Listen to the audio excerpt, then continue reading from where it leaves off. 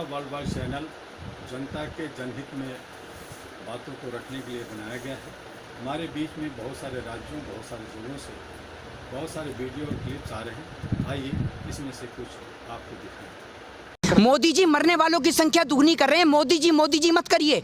मोदी जी आपका झोला पैक कर दूंगा मैं। आपने बहुत इस देश की जनता को मूर्ख बना लिया। आप मोदी जी करके आप इस देश के मजदूरों को खा गए, किसान को खा गए। आपका पेट अभी भी नहीं भरा, आपका पेट अभी भी खाली है। इस देश की पूरी जनता को खाने में लगे हुए हैं। मोदी जी आप भी मोदी जी कर रहे हैं। आप दलाली खाते हैं क्या मोदी जी की?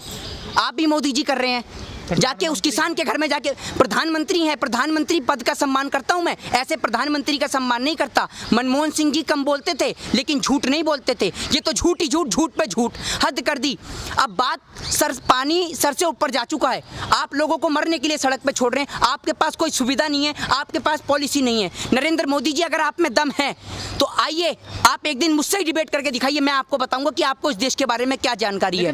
आप जिस जीडीपी की बात करते हैं ना, नरेंद्र मोदी जी उस जीडीपी की फुल फॉर्म नहीं बता पाएंगे। जिस जीएसटी की बात करते हैं उस जीएसटी की फुल फॉर्म नहीं बता पाएंगे।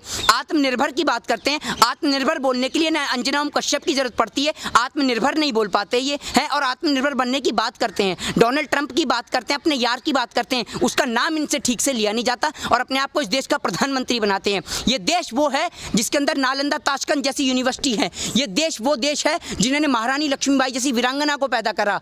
ये देश में आप जैसे लोगों की जरूरत नहीं है जो इस देश के नागरिकों को मरने के लिए सड़क पे छोड़ दे। प्रधानमंत्री जी कह रहे हैं कि इस संकट में भी तुम्हें अवसर ढूंढना चाहिए। वो अवसर खोजने की बात कर रहे हैं। अवसर कहाँ से ढूंढे? अवसर तो आपके व्यापारिक मित्र ढूंढ रहे हैं। अनिल अंबानी, मुकेश अंबानी, अडानी ये ढूंढ रहे हैं अवसर।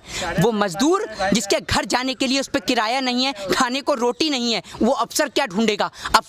वो अवसर तो ये ढूंढ रहा है कि कोई खाली पेड़ मिल जाए जिसमें रस्सी भी टंगाई मिल जाए तो मैं अपने परिवार के साथ में मर जाऊं। उस माँ से जाके पूछिए जो सड़क पे मृत हो जाती है। वो एक छोटा बच्चा, छोटी सी उम्र का बच्चा अपनी मृत माँ का दूध पी रहा होता है पेट भरने के लिए। उस माँ से पूछिए जिसके पेट में एक नवजात शिशु। आपके अच्छे दिन आ गए, मेरे ख्याल से आपके खाते में 15 लाख डालें तभी आपके अच्छे दिन आ गए। उस माँ से पूछिए जिसके पेट में नवजात शिशु पल्ला होता है और उसको 8 हॉस्पिटल में जाने के बाद भी कहीं जगह नहीं मिलती और वो माँ दर दर की ठोकरें खा के, अस्पतालों की ठोकरें खा कर एम्बुलेंस के अंदर अपना दम तोड़ देती है। क्या ये घटना शर्मसार नहीं है? आपको भले ही शर्म ना आती हो लेकिन मेरे भी घर में माँ है तो मेरा दिल यहाँ से दुखी होता है और मेरे को शर्मिंदा होती है, शर्मिंदगी महसूस होती है कि आज हमारे देश का प्रधानमंत्री ऐसा है जो अपने व्यापारिक मित्रों की मदद कर रहा है। ऐसी स्थिति में भी वो सोच रहा है कि कैसे मैं चुनावी प्रचार करूं, कैसे मैं बिहार को अपने नाम करूं, कैसे मैं बंगाल को अपना नाम करूं, कैसे मैं मध्य प्रदेश में सत्ता परिवर्तन करूं। अमित शाह ने कहा है रैली में कि हम 2/3 वोटों से बिहार में जीतेंगे। अमित शाह जी आपको शर्म आनी चाहिए। आपका भी एक बेटा है, एक बार अपने बेटे की ओर देखिए कि आपका इकलौता बेटा अगर बीमार हो जाता है तो आप उसके लिए क्या कुछ नहीं करेंगे। आप इस देश के तमाम बच्चों की तुलना अपने बेटे के साथ करिए, तब आपको पता चलेगा, तब आपको उस माँ का, उस बेटी का, उस बहन का दर्द समझ में आएगा कि एक बच्चे की कीमत क्या होती है। क्या लगता है जो संकट इस टाइम देश में चल रहा है, प्रधानमंत्री के पास कोई ऐसी योजना है जो बाहर वो निकल सके इस संकट? अगर उनके पास कोई पॉलिसी होती, योजना होती तो थाली डंडे ये बजवाते क्या, दिया जलवाते क्या? पॉलिसी होती पहले इस्तेमाल किया जाता। नहीं है कोई पॉलिसी उनके पास। अगर पॉलिसी होती तो उसका इस्तेमाल किया जाता। पॉलिसी तो है 72,000 LED की, 72,000 LED के 2, 4, 5 मिनट में आ जाती हैं। ये साल भर महीने की पहले की पॉलिसी है जिसका इस्तेमाल किया जा रहा है बिहार इलेक्शन में। अगर इनके पास पॉलिसी होती मजदूरों को पहुंचाने की, पॉलिसी है भी तो उसका इस्तेमाल नहीं करना चाहते क्योंकि सारा पैसा इलेक्शन में खर्च करना चाहते हैं। श्रमिक ट्रेन चला तो रहे हैं। श्रमिक ट्रेन ऐसा आप गए हैं श्रमिक ट्रेन से? हैं आप गए हैं? आपसे पूछ रहा हूँ। नहीं मैं तो नहीं गया। आप नहीं गए तो आपको कैसे पता कि श्रमिक ट्रेन की क्या सुविधा है? मजदूर से आपने पूछा कि क्या आप सुविधा दे रहे हैं श्रमिक ट्रेन के अंदर?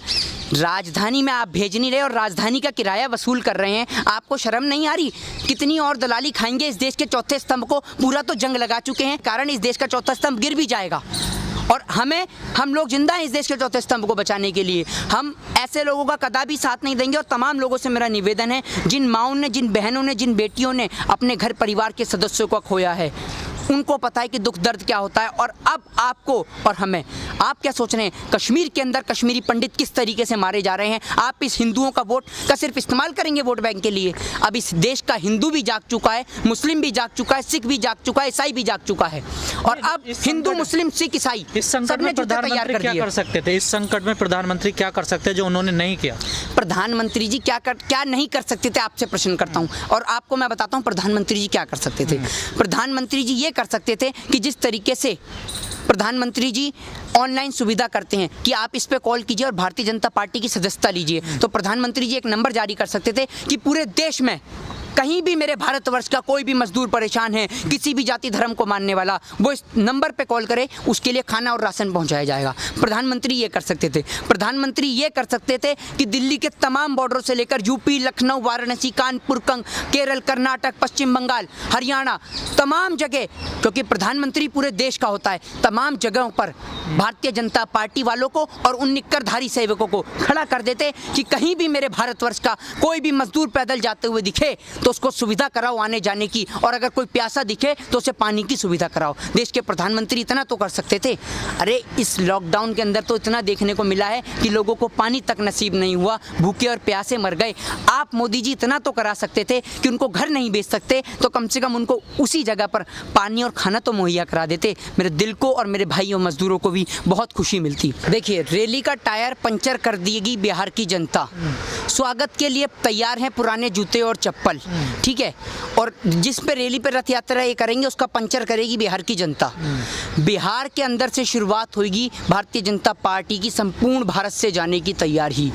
मोदी जी का झोला पैक हो चुका है और उस झोले को एयरपोर्ट तक मोदी जी जाना चाहेंगे फ्लाइट से तो फ्लाइट से, ट्रेन से जाना चाहेंगे तो ट्रेन से, और अगर मोदी जी पैदल जाना चाहेंगे तो पैदल। इस देश की जनता मोदी जी के झोले को पहुंचाने की तैयारी कर रही है जिस तरीके से। और मैं आपको बताऊं, सबसे बेहतर हैं योगी आदित्यनाथ जी, जो कहते हैं कोरोना खत्म खत्म खत्म।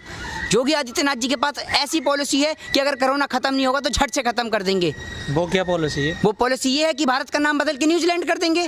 खत्म, अंधभक्त खुश कि भैया कोरोना खत्म, क्योंकि नाम ही बदल गया। योगी जी से स्मार्ट बंदा कोई नहीं है, समझ रहे हैं? योगी जी ऐसा है, सुबह बाल पे तेल लगाया, अपना एकदम बाल फुल सेट, उसके बाद नाम बदल देंगे शाम तक। है भी नहीं उनके। अरे भैया, बाल टेंशन इतनी लेते हैं, नाम सोचने में वक्त लगा। अब योगी जी को नाम सोचने में वक्त लगा, उन्होंने सोचा न्यूजीलैंड कर दें तो भैया कोरोना मुक्त हो जाएगा भारत। कि क्या लगता है जो बिहार के जो मजदूर थे, प्रवासी मजदूर, इस कोरोना काल संकट में जो पैदल लोग पहुंचे हैं, उन सारी परिस्थितियों को, उन सारी दिक्कतों को देखते हुए वोट करेंगे इस बार? वोट क्या करेंगे? मैं आपसे क्या कह रहा हूँ, आप बात को नहीं समझ रहे। जिस तरीके से मैं आपसे कह रहा हूँ कि भारत का नाम बदल के न्यूजीलैंड कर दिया जाएगा, तो भैया ये घटना तो भारत में हुई है, भारत का नाम तो अब न्यूजीलैंड है ना, तो ये देश की जनता को गुमराह कर देंगे। और क्या दिक्कत है, योगी आदित्यनाथ जी पहुंच जाएंगे बिहार, बिहार का भी नाम बदल देंगे, बिहार का भी नाम बदल देंगे, जिससे वहाँ बिहार की चुनाव। मेरा मानना तो ये है कि अमित शाह जी बिना बात चुनावी प्रचार करने में लगे हुए हैं, इतनी एलईडीओं का खर्च कर रहे हैं देश की गरीब जनता का पैसा मारकर। योगी आदित्यनाथ जी को भेज दो, वो तो बिहार का भी नाम बदल देंगे।